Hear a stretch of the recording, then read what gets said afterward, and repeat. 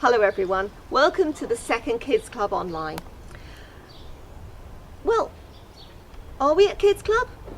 We're not at the church, are we? That's because, like you, we're all staying at home. So today, Kids Club is in my back garden. Welcome to my back garden. Maybe you can hear birds singing. Maybe you can see that it's a sunny day. It's lovely being outside. I'm looking around, I can see leaves, I can see birds in the bushes, I can feel the sunshine. And it reminds me what James told us recently at Kids Club about God being, what's this word? Wise. God is wise, and we can see it in all the wonderful things that we can see that He's made. Just a note for the parents, for the mums and dads, or whoever's looking after you. The Kids Club online that we're putting up on the church website will be staying there, so if you've missed a week, do go back and have a look. Or if you're having to work, perhaps you're a key worker, you're working with the police or in the hospitals, then you can watch them at a different time. They're not just there at Kids Club time. Okay, now did anyone learn last week's memory verse? I think even if you shout it, I'm not going to hear it, but you tell it to someone at home and they make a note that you've learnt it. Remember, they can let us know. We can put a point in your points jar for you.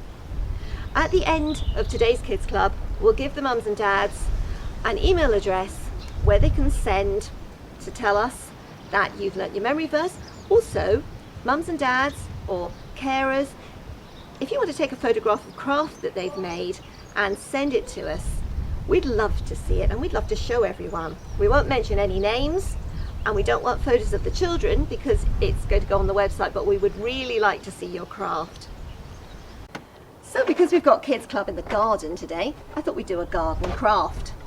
I'm going to make mine out of a 4-pint milk bottle. If you've got a milk bottle, perhaps in the recycling, waiting to be taken away, perhaps somebody could reclaim it for you and cut it so that you've got a sort of tub like that at the bottom. You probably can't cut that yourself, but for whoever's looking after you, it'd be easy for them to do it with a pair of scissors. So there's my tub.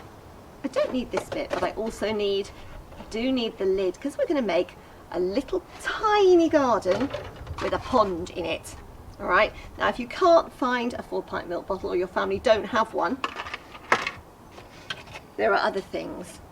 This is part of a juice packet. Look, it used to be apple juice. That will do as long as you've got something that will make your pond. So here's another thing that would do for a pond. That's a big shell someone brought back from the beach, okay? Or a lid from something. If you don't have one of these and you don't have a milk bottle, perhaps the kind of pot that some fruit comes in from the shop, or the tray that some sausages or some meat came on. Now, once you've got something to make your garden with, okay, you're going to have to get some earth. Now, today's craft is going to involve a lot of asking, Mum, Dad, whoever, please can I do this? So, Robert, please can I put some earth in my pot? Yeah, we've got some earth in the garden we can spare. Okay, thank you very much. So here you are, I've got my earth. I'm going to fill my pot up.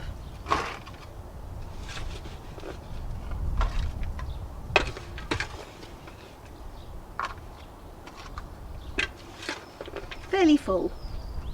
All right. I think that's quite good. Okay, there it is. And I'm going to this is going to be my pond. Tiny pond. This is going to be a tiny garden. So put your pond in the earth where you want it. I'm going to put it over there.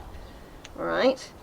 And just set it down into the earth nicely so that it sits down inside the earth and becomes not a milk bottle lid or whatever you're using, but a little pond. I'm going to put a little bit more earth in. And just squidge that down a bit. All right. Now, does that look like a garden? What do you think? I'm not convinced. It looks like the bottom of a milk bottle with a milk bottle lid in it. I thought my garden could do with some greenery. I looked around, I found, well, a little bit of bush that had fallen off in my garden, so I'm going to pop that down there, look. Make a little bit of tree or a little bit of bush at the side of my garden. I also found a tiny little plant growing. Can you see that one? Look. So I'm going to see whether I can just make a little hole. You're going to get very muddy fingers doing this, look. I'm going to put it. Now, don't dig up anything in your garden unless you've been told that you can. So you're probably going to have to do this, especially if you're one of the younger ones at club. You're going to do this with a bit of help from whoever looks after you, or a big brother or sister, so that we're not going to get you into trouble with anyone. There you go, look. Looks more like a garden already. Don't you think so? I might put my tree the other way around because he's flopping over. Right, there we go. I found some little bits of stick in my garden. All right, so there's some tiny bits of stick. I'm going to make a little fence. Okay. You might think up all sorts of ideas for your garden. There's my fence. It goes all down that side. A bit of an old rickety fence, look. That somebody's built a long time ago and is starting to fall over, but anyway. Oh, that one's a bit long. Okay, I could do a fence all round, but I'm going to leave it there so I can show you some other ideas with my one, and so that you can get going with yours. Now, generally speaking, gardens are not just covered in earth. They're mostly covered in grass. If you have some moss growing anywhere in your garden that somebody will let you have a bit of, you could press a bit of moss down and it will look like grass. If you had some grass seed, if somebody has grass seed at home they were going to mend the lawn with later in the year, you could even plant a bit of grass. I'm going to cheat today, so I've just picked a bit of grass, look. Actually, this grass is what I cut off, I dug up when I was making a new garden a couple of days ago. So I'm just going to get some scissors and I'm going to snip some little bits of this grass, all right? They're not going to stay there and look lovely and green for a long time, are they? Because they're not living grass anymore. But I just want to make my garden look pretty, so I'm going to cut myself some bits. Cut carefully, don't cut your fingers. But grass is quite easy to cut. It cuts very easily. Right, and then I'm going to put some of that in around my garden. Oops, gone in the pond. Get out the pond. Right, a bit more.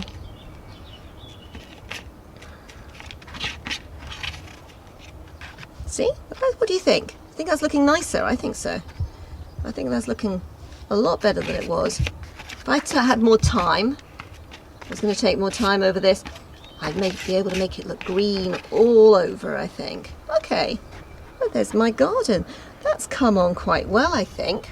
Now, of course, you could put other things in a garden, couldn't you, besides trees and plants? I did have an idea. I was going to make something and put in it. I've got some nice straight sticks, okay? So I'm going to break them off. I just want 4 pieces like that, okay? And I want a little bit shorter piece. See if you can guess what I'm making. I don't know yet if it's going to work, but this is an experiment, okay? Oh, it's got hairy bits on it, okay? I'm going to put 1 stick in there and 1 stick in there, all right? And I'm going to put, with the 2 long ones, all right? 1 stick in there and 1 stick in there.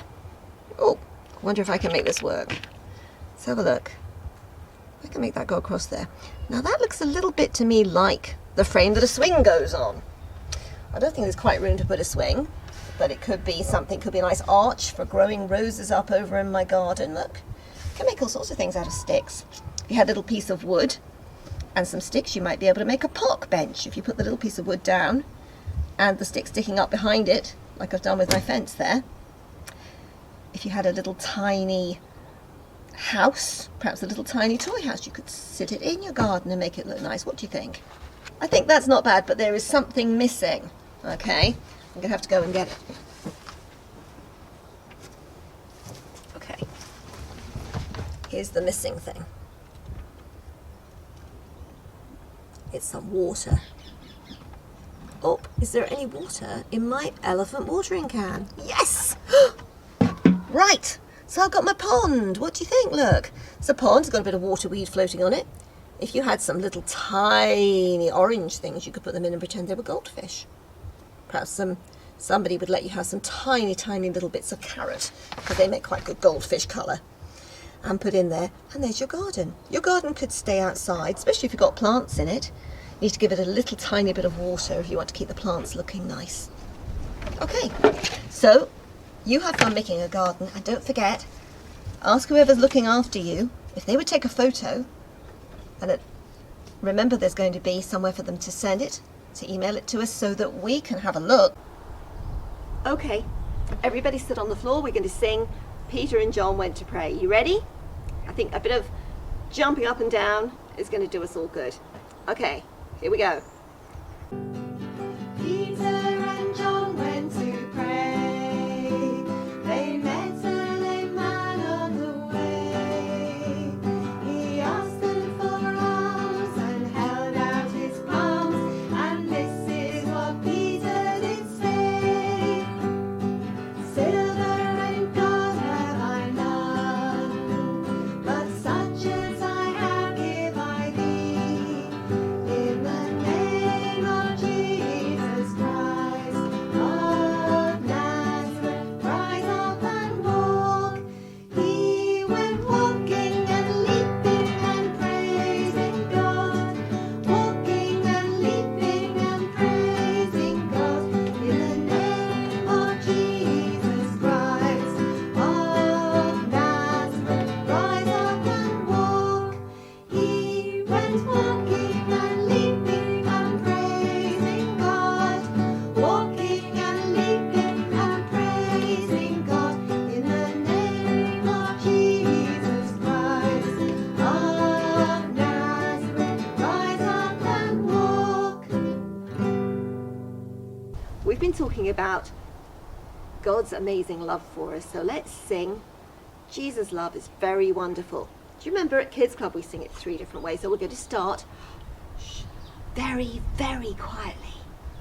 Then we're going to sing it very, very fast. And last of all, we're going to sing it very, very beautifully. And when we sing it beautifully, let's clap. Well, I won't clap, will I? Because I'm playing the guitar. But you can clap. Jesus' love is very wonderful. Jesus' love is very wonderful. Jesus' love is very wonderful. Oh, wonderful love.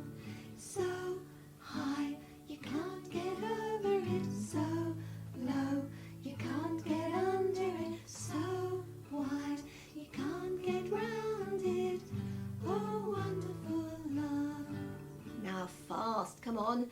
Jesus' love is very wonderful. Jesus' love is very wonderful. Jesus' love is very wonderful. Wonderful love.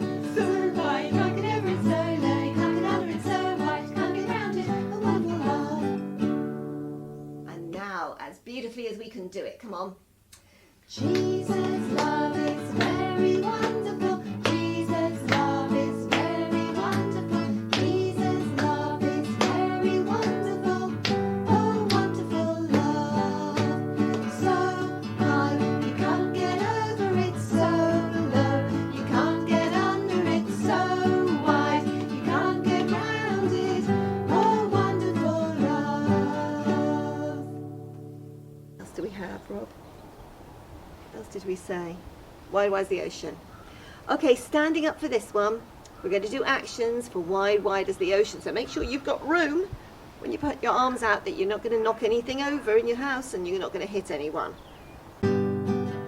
Wide, wide as the ocean, high as the heavens above, deep, deep as the deepest sea is my Saviour's love. I, though so unworthy, still am a child of His care. For His word teaches me that His love reaches me everywhere. Okay, we're going to sing this one. Do you remember that one? Give thanks to the Lord, for He is good. His love endures forever. And we know that what that means, don't we? It means it goes on and on and on and on forever. That's a great thing to sing. All about God's love that never ends, because God never changes.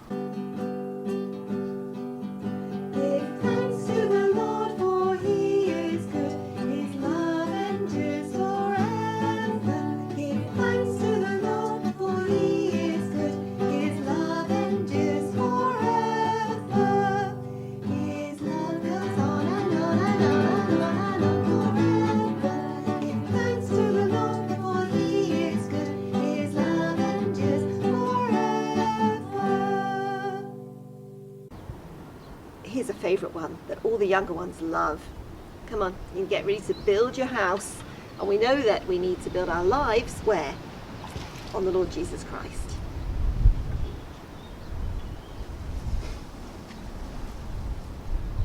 So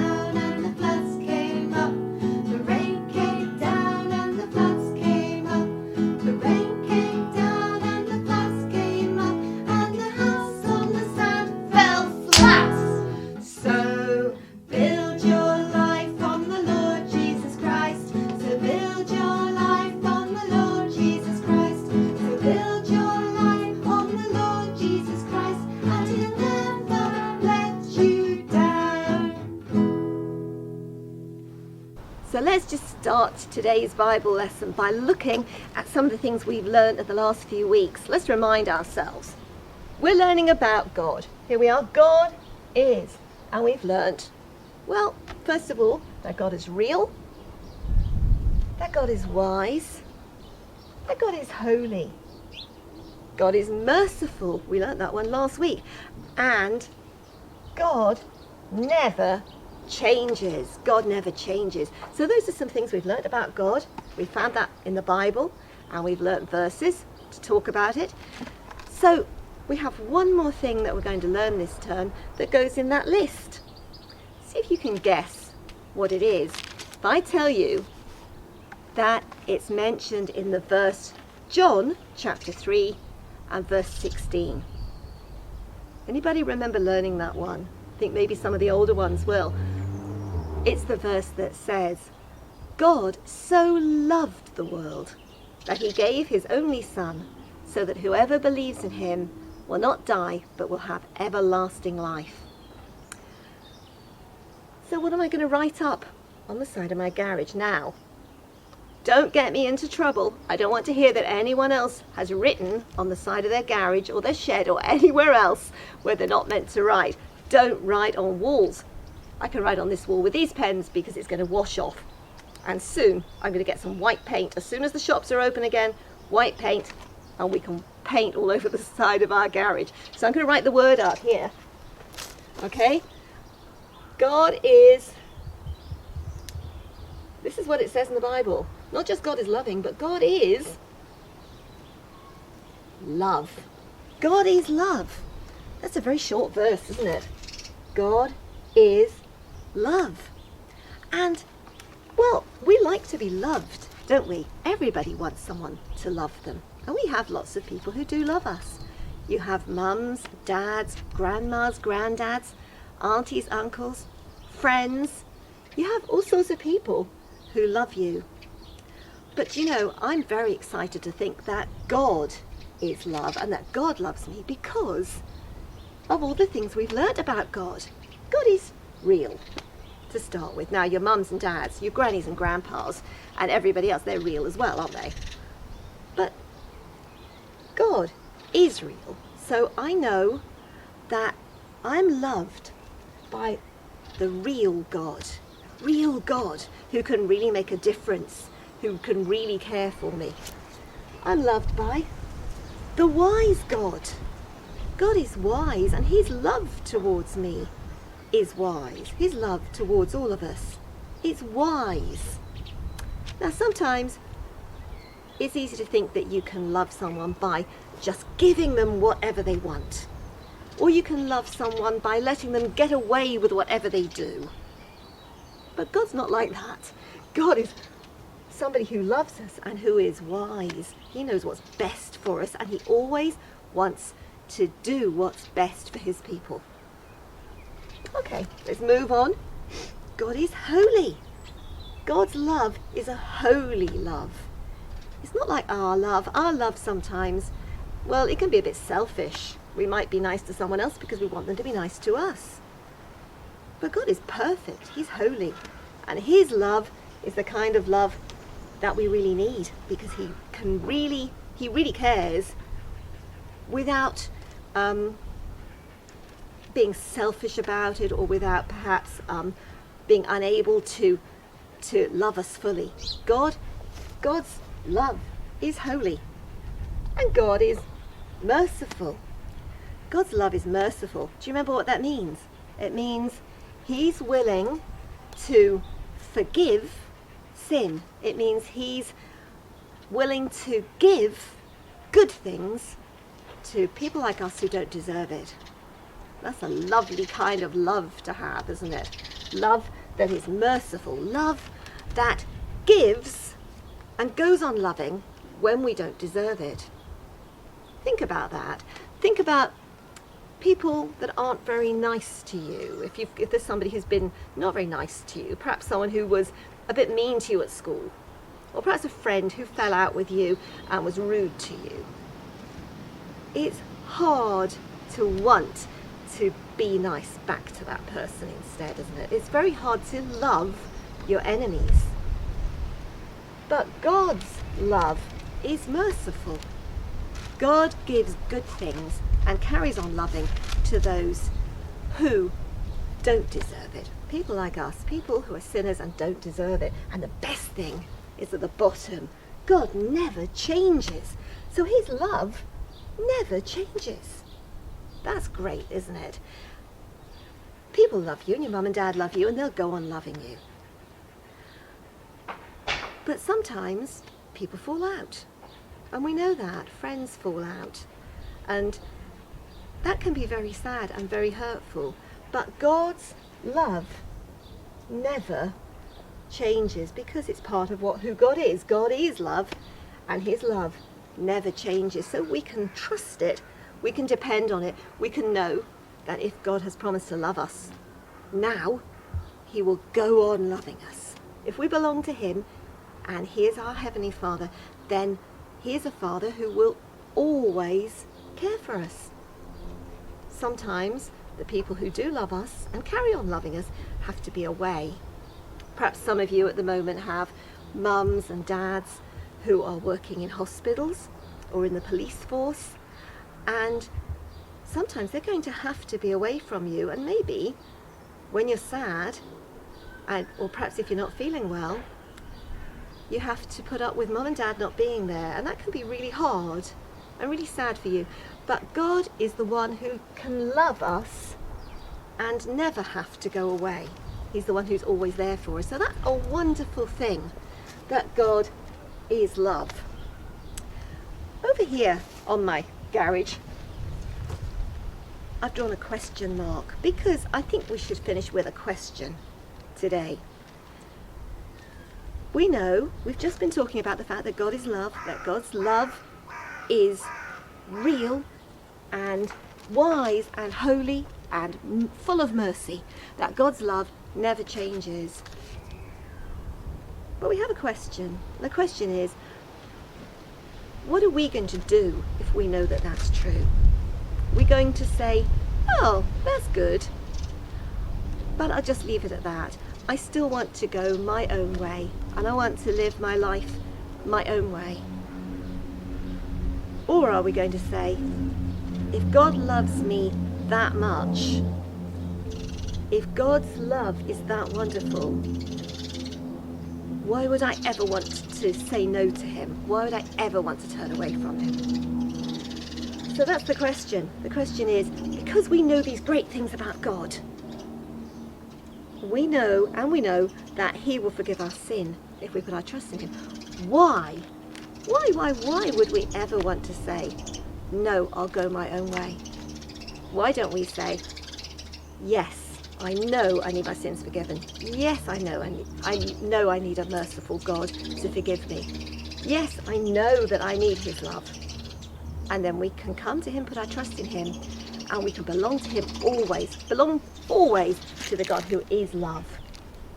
That's amazing, isn't it? That's a great thing. I found a couple of verses in the Bible that I think that we've already learnt as memory verses in the past. So I'm just going to read them, if I can find them. Okay, we mentioned John chapter 3, verse 16, and then there's also a verse which is called 1 John chapter 3, verse 16. And it tells us what love is like, and I know we learnt it, so see if you can remember. This is how we know what love is. Jesus Christ laid down his life for us. Okay, do you remember that one? This is how we know what love is. Jesus Christ laid down his life for us. How do we know what love is like? How do we know what love is? Jesus Christ laid down his life for us. That shows us what God's love is like. He's willing to lay down his life. He's willing to give up everything for us. And there's another verse. Now, I don't know whether we've had this as a memory verse. I tried to find out, but I couldn't find out whether we'd had it. But this tells us how God shows his love, okay? God shows his own love for us in this way.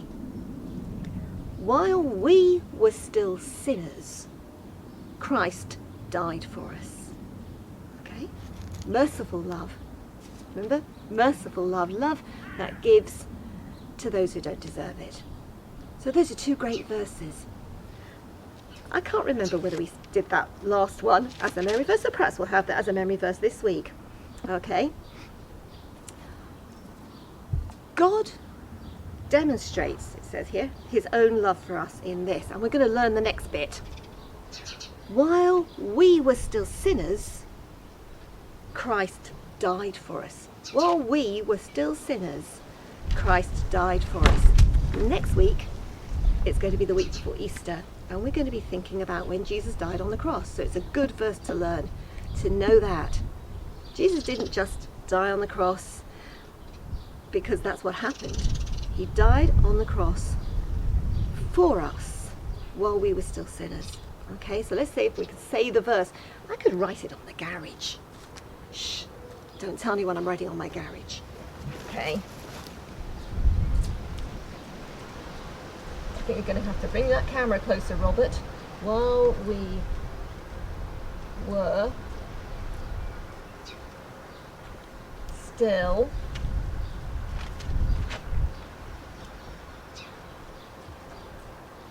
sinners, Christ died for us. And that is in the book called Romans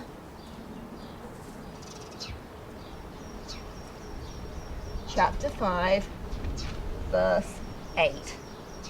Okay, try saying it together, shall we? Okay. While we were still sinners, Christ died for us. Romans 5 verse 8. See if I can say it without looking. While we were still sinners, Christ died for us. Romans 5 verse 8. Okay, wait a second and I'll be back.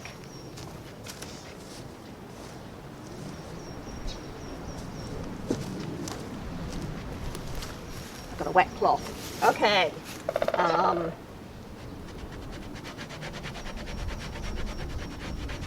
Oh, it's gone. Bit of a green spludge, but I can clean it off better later on. Okay, let's take the 8 off. You ready? Okay. While we were still, Christ died for us. Romans 5 verse, did you get it? Let's try another couple of words.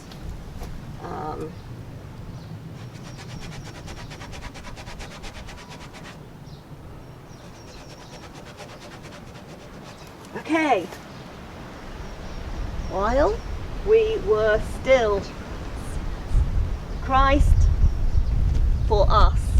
Romans 5 verse, see if you can learn it. I'm going to need a scrubbing brush after this, aren't I? And a big bucket of soapy water. Okay? Now, we're going to have to get Robert to do a game for us this week, I think, because I did the game last week. Did you get anyone to do jumping beans with you? Okay, so we're going to play a game of fruit salad. Now, obviously, you're doing this at home, so if you're not out in the garden, if you have a garden, go out in the garden, you can run up and down like normal. But if you're at home, inside, then instead of running when your fruit is called, you're going to stand up, do a little spin around, and sit back down again. You can throw a clap in there as well if you want to. So I'm going to give you a choice of four fruits you can be, and you can choose which fruit you want to be. Now, if there's only two of you at home, choose different ones from each other. So one of you can be a strawberry, one of you can be a banana. That makes it more fun. So the four fruits we have, I can't say it. But anyway, moving on. We have strawberries, we have bananas, we have mangoes, and we have pineapples. Strawberries, bananas, mangoes, pineapples. Okay? So for anyone who doesn't know the rules of the game, I'm going to tell a story, and when I call out your fruit, I really struggle saying fruit. Anyway, when I call out your fruit, you either get up and run up and down the garden, or do a little spin around, depending on which one you're doing. And if I say the word fruit or fruit salad, then you all get up, do your spin around, or run up and down the garden. So with all that out of the way, because I think you all know this anyway, let's get on with the story. Now, it's kind of quite cold out here, but story time is more important than my hands. So, yesterday I was going out to the shops, and we're allowed out to the shops nowadays just to buy the necessities, and I thought, fruits are really necessary to keep us healthy. And fruits, I said fruits, yeah. So, I went out to buy these vegetation things that grow on plants, and I went to the shops, and I went into the aisle where they sell such products, and there was nothing at all. All the fruit was gone. There was no fruit anywhere. So I was like, this was really annoying, because I really wanted some strawberries and some bananas, but they didn't have any. So I came out of that shop, I went a little further down the road, and I popped into this little corner shop, and there they had some mangoes and some pineapples. So I thought, well, that's good, at least they've got some fruit, but it wasn't what I wanted. And I thought, I'd come out and go a little further down the road to see what there was, and there was a man with his little stall selling fruit on a little stand on the side of the road. And I went over there and I said to him, excuse me, do you have any bananas or any strawberries? And he said, I'm sorry, did you say bananas and strawberries? And I said, yes, do you have any bananas or strawberries? And he said, no, I'm sorry, I have no bananas or strawberries. All I have is mangoes and pineapples. I said, that's no good. I don't want mangoes and pineapples. He's like, I'm sorry, all I have is mangoes and pineapples. I'm like, you call yourself a fruit seller, but you don't sell strawberries or bananas. What's going on here? He was like, I'm sorry, everybody's panic buying, they're all panic buying up the strawberries and the bananas. And I said, that's ridiculous, because strawberries don't last very long. You can't panic buy them. They don't last maybe like a week before they start getting moldy. It was like, that's what people are doing. It's panic buying. They don't think, they just buy. I was like, this is awful. So I went a little further down the road, and I popped into yet another shop, and I went down to their fruit aisle, and there were strawberries, and I was like, oh, this is looking good. It's looking good for the strawberry community. So I got myself a punnet or two of strawberries and went and bought them, washed my hands afterwards with some hand sanitizer, all that kind of thing. And I thought, That's okay, but I haven't got any bananas. So, anyway, I went back to the second shop I went to, and I picked up the mangoes and the pineapples that were there because I thought I could really do with them. So, with the mangoes and the pineapples and the strawberries, I went home. But I couldn't help but think, life would be so much better if I had bananas. So, I was sitting at home and I was really uncontent. Ill-content? I wasn't very content anyway with the fruit that I had.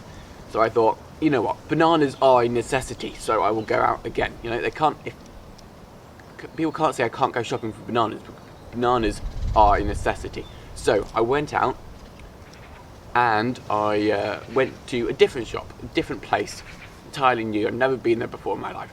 I went to the aisle where they sell these products, and I said to the person standing around there, "Excuse me, do you sell bananas?" And they say, I'm sorry, we don't sell any bananas. All we sell are kiwis." I go, "You sell kiwis? This is the..." Anyway, so I left that shop, and I went a little further down the road, and I came to another shop, and they actually sold bananas. So I was really happy. I bought a massive bunch of bananas, and I took them home with me. And at home, I got all my various things that grow on trees that you eat, and I chopped them up, and I put them in a big bowl, and I made myself a big fruit salad.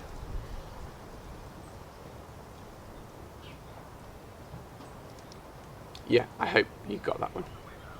So, I ate the big bowl of stuff, and I thought, oh, that was very nice and well worth the bother. And then I went to bed, and I went to sleep, and I woke up the next morning, and I still had some strawberries left. So I ate the strawberries, and then I found a banana, so I ate the banana.